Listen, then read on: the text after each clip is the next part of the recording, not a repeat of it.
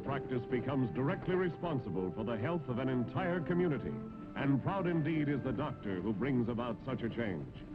Something like that happened to the frontier doctor when he stopped off to visit an old friend of his college days. Rex Allen stars as the Frontier Doctor.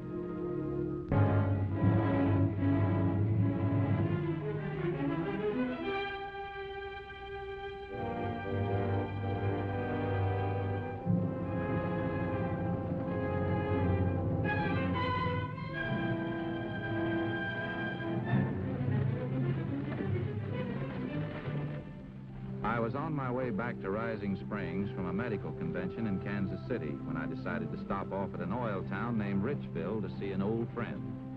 The old friend was a former patient of mine, a lawyer named Harry Clark who had come west to make a name for himself and had surprised all of us by doing just that. I found out where Harry Clark's office was and headed in that direction.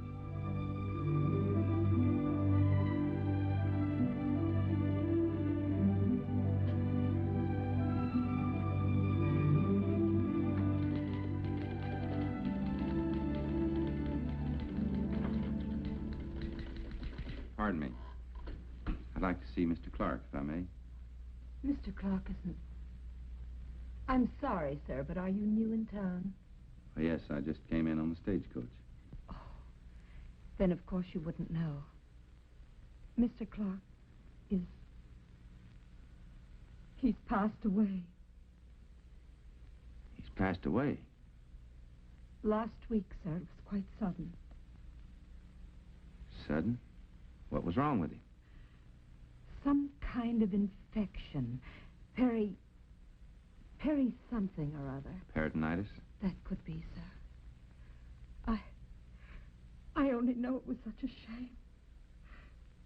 And in the prime of life, with so much depending on him. So much depending on him? Yes, he was defending the poor homesteaders.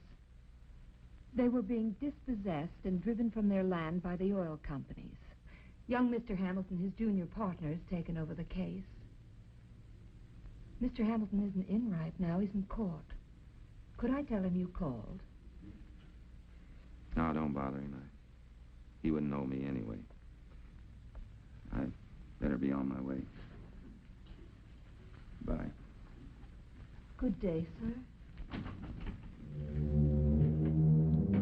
The unexpected news of Harry Clark's death unnerved me. It's like that when someone your own age dies. It's almost as if you had died a little yourself.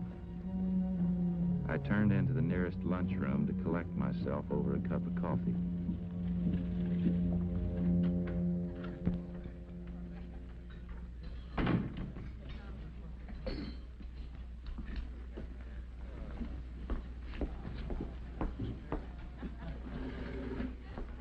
What'll it be?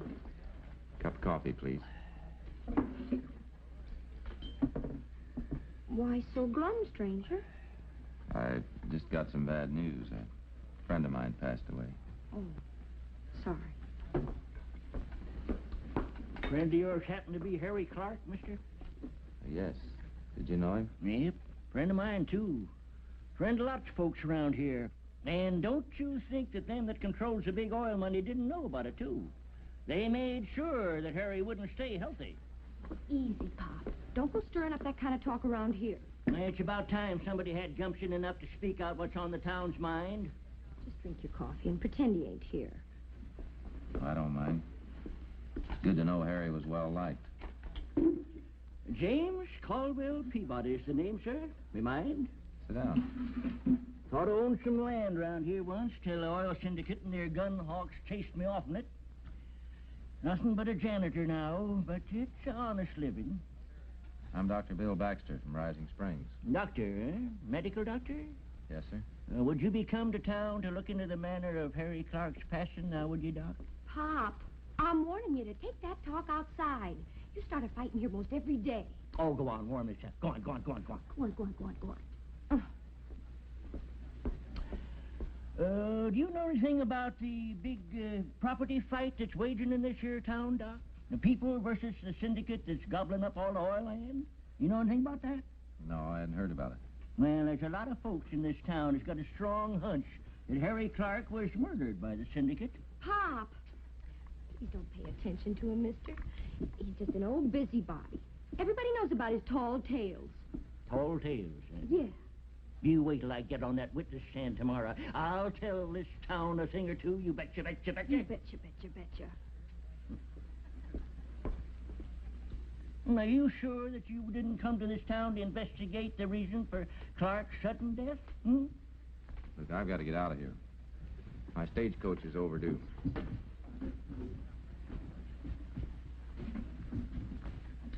Hey, there's one of that darn oil crowd right now. I thought we taught you to keep your mouth shut.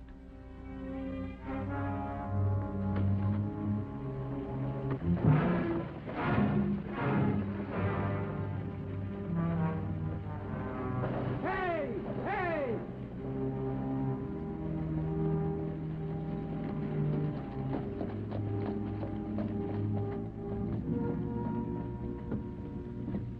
Well, looks like fate kind of took a hand there, son. As long as you're going to be around here a couple of days, I reckon we better pick up your gear and find you a hotel room. First class hotel right around the corner.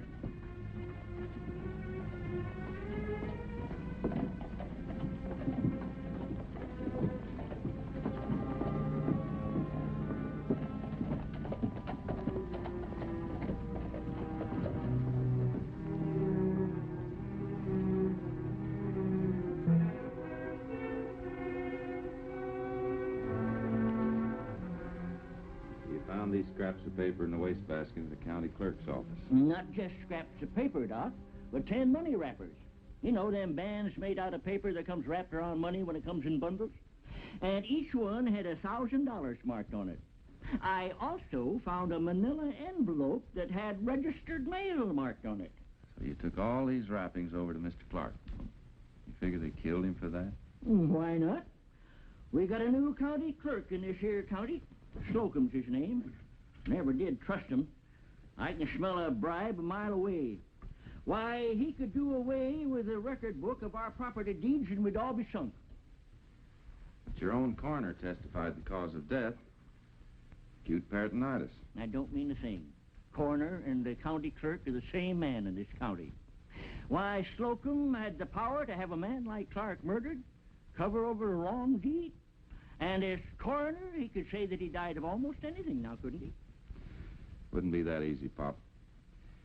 There'd be a doctor's report at the time of death. Well, there weren't no doctor present at the time of death, like I told you. Clark dropped dead right outside of his office. The coroner's jury just took Slocum's word for it. Slocum? Slocum, yeah, that's the county clerk coroner I was telling you about. He performed the autopsy. Why would he want to falsify a death certificate? For money. What else? What else would a feller falsify and steal and commit murder for? It's very serious accusing, Pop. I couldn't just take your word for it. We don't have to. Just ask anybody in this town. Why don't we forget it, huh? It's none of my business anyway. I reckon I'm mistooken in you, Dr. Baxter. From the way you talked, I thought you was a friend of Harry Clark's.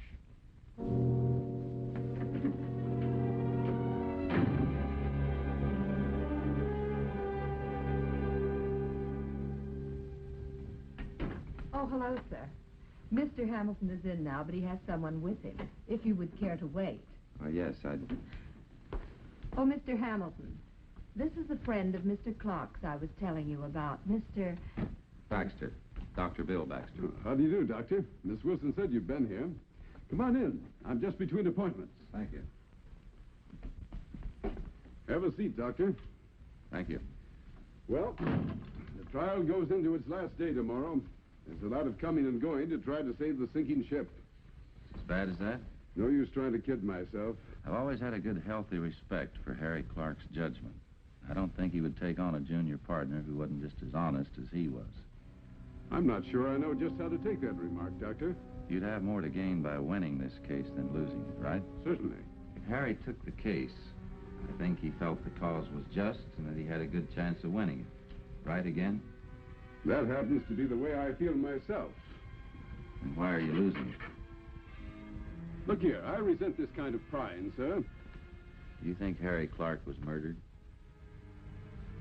That's a big question, Doctor. What I hear the stakes are, too. Just what are they? Very simple. The people who homesteaded the land got their deeds when this territory became a state. The cattle barons who own the oil syndicate claim the mineral and oil rights under a federal grant before the homesteaders moved in. And the original land grant carries more weight. Is that about it? That's about it. The moral right is on the side of the homesteaders, but their legal right to the land is up to the judge. The law is the law. I talked to an old fellow named Peabody. He's the janitor over at the courthouse. Old Pop, everybody knows about him. He's considered a crank. Told me he was going to testify. I'm putting him on the stand tomorrow, but I don't expect anybody to believe the town storyteller. Any port in the storm, though. These money wrappers that Pop found and took over to Mr. Clark, do you consider them a motive for murder? I do. But so far, those wrappers have never been found among Harry's briefs or effects. You ever think of checking that autopsy or running another? That wouldn't be easy to arrange, Doctor. But if you could prove it had some bearing on the case, maybe... I'm sorry. I have only your suspicion and that of an eccentric old man. I suppose you're right. Well... Nice to meet you. Goodbye, Doctor.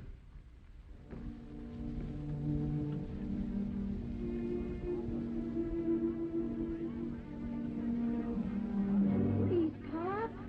Come on now. Excuse me, please. Pop. Excuse me. Oh, Doctor, thank goodness. Pop had an attack. He was just sitting there and he suddenly got sick. He had like a fit or something. Couldn't get his breath. Is he all right, Doctor? No, he's dead. One of you gentlemen get the coroner. There'll have to be an autopsy. I'll get him, Doc.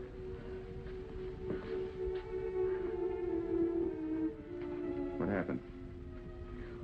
He was just sitting there, having a cup of coffee.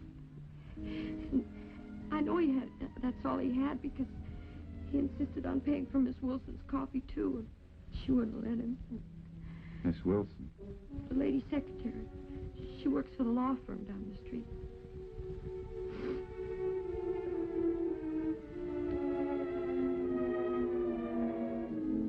In view of Pop's connection with this case and the reference the waitress made to Miss Wilson, I made it a point to visit the coroner's office.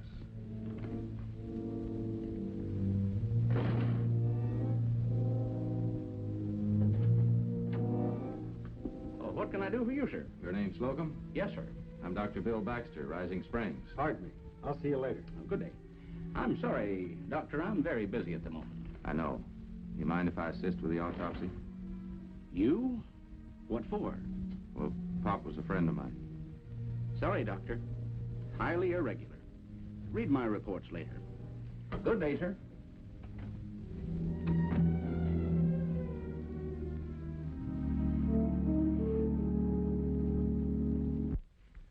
You're sure Pop died of strychnine poisoning? I didn't say I was sure. Only an autopsy could prove that. But he had all the symptoms. Tetanic convulsions, respiratory failure. All right. Granted he was poisoned. There's still the question who and how. The waitress in the cafe placed your secretary as the last person with him. She could have slipped the poison in his coffee. But think what that means. She was here before I came. Harry's secretary. He brought her from the east? No. He hired her here. All these briefs you've been using in this case, they go over her desk, don't they? Naturally. She must have had Harry's full confidence. Up till right now, she's had mine.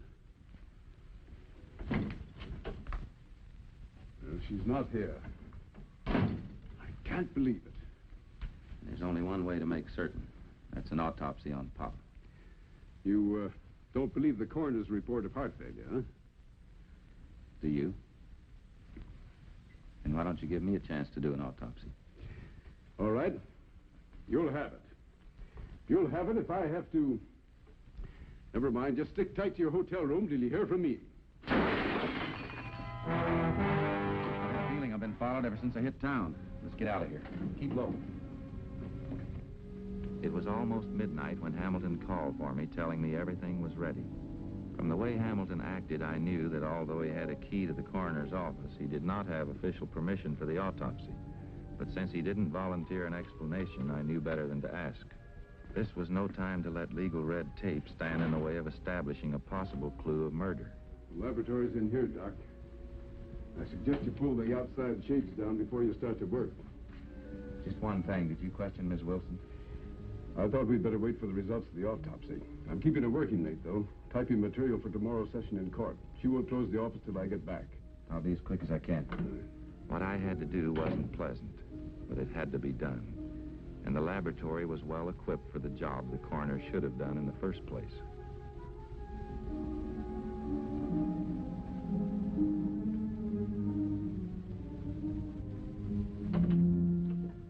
Well, Doc?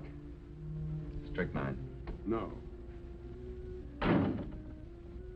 Hard to believe, isn't it? Yeah. Yeah, it sure is. It's something you don't want to believe. Look out, Doctor. There's no light on in there now. Oh, I tell you, I saw one. Go on, Doc. You're the key to the case. Out the back way.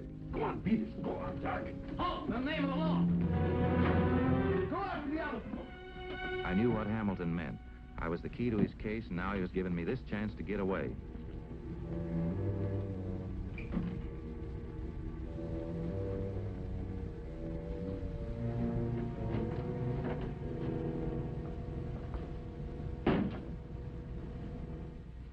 Oh!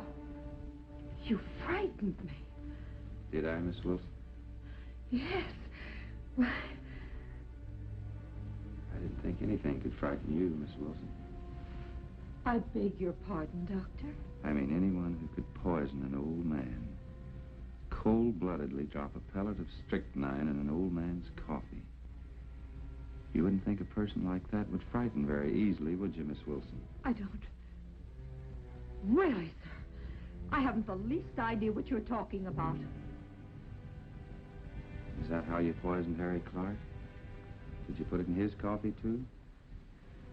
I understand he was found just outside on the street. Did he just have time to stagger out of here, trying to get help, gasping for breath, while you stood right about where you are now and watched him, Miss Wilson? Is that how it was? You get out of here. You get out of here. Right now, or I'll... Go ahead and scream for the constable. In fact, I'll help you.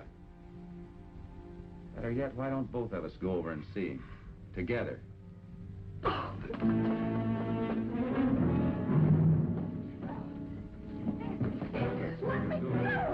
him. Get him.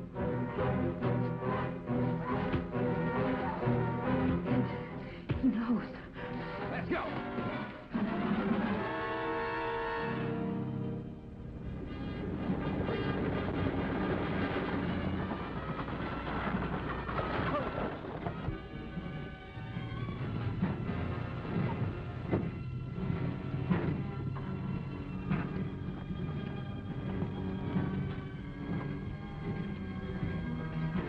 I had recognized one of the men as the coroner, Slocum.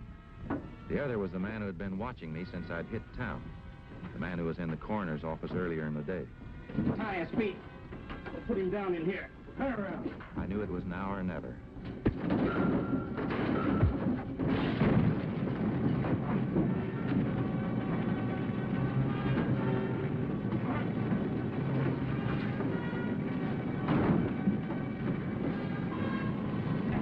Let the fire take care of him. Let's go.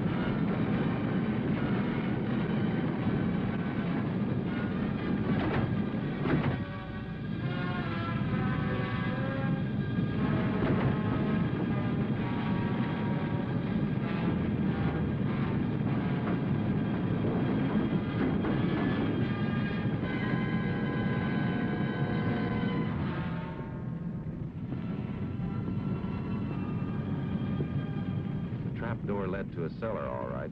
I thought I'd be safe from the fire underground. I was wrong. It was a storeroom for the explosives used in the oil fields.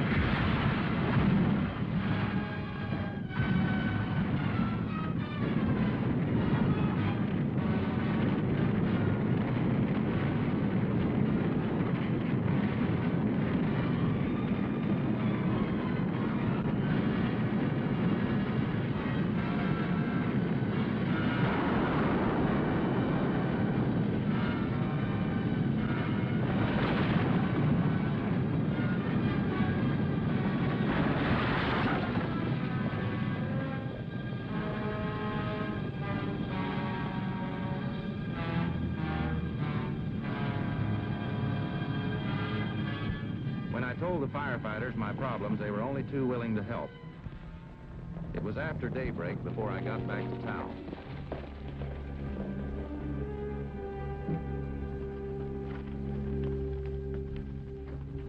Doc, where have you been? I've had people looking all over for you. Where have you been? I just got out on bail. Slocum tried to kill me. He left me out in that oil fire to burn. Doc, I'm sure glad you're alive. We've got the oil syndicate and Slocum dead to rights on the charge of conspiracy and murder, and you're going to help me prove it. Just a minute. I've been looking for you, stranger. You're wanted for breaking an entry along with him last night. Now, he'll probably get you out on bail, but at least I've done my duty. Forget it, Constable. We've got a case to win. Now, don't try that fast lawyer talk on me, Hamilton. This stranger goes to jail, and you can both do your talking in court. Well, you took the law into your hands last night. I guess it's my turn now. Since we're temporarily without law and order, we'd better go see Slocum herself before he gets any ideas about leaving town after he sees me. All right, Doc, let's go. It's all over with us, don't you understand? Hamilton knows the old man was poisoned. Oh, knowing something's one thing, but proving it is something else. Doc Baxter's dead. Without him, Hamilton's all washed up. For lack of evidence, they'll laugh that two-bit lawyer right out of town. You're a fool. There are other lawyers. The 10,000 we got, that's just chicken feed. When the court decides in our favor, we get another 50,000. Please. Calm yourself, Let's Jane. get out of here Calm now. yourself. Please. Let's go. All right, all right. Get over there. I was expecting you, Constable. Here's the man you're after. You might want to question her, too. I won't take the blame for it alone. I won't. He's as guilty as I am. I'll tell you everything you want to know. Everything, do you hear? I'm guilty. Sure, I'm guilty. But he is, too. Well, I sure wish I knew what is going on around here. Suppose you take us all over to the judge's chambers, Constable. Then you'll get everything straight. That's a good idea. Here you are, Constable. Thanks, stranger. Will you trust us to follow you in a few minutes? We've got to pass the word to the squatters to fight that fire. From now on, it'll be their own property they'll be saving. You bet I will. Let's go, Doc. All right, come on. You two. Come on. Miss Wilson's confession uncovered the oil company's conspiracy, and the judge canceled their land grant. The settlers regained possession of their property and became richer than their fondest dreams. Miss Wilson and Slocum were quickly indicted by the court for the murders of Pop and Harry Clark. Richville was lavish with their praises. Their thanks made me feel guilty, for I couldn't help feel old Pop Peabody and Harry Clark, wherever they might be, had a hand in the fighting and winning of the case for the settlers.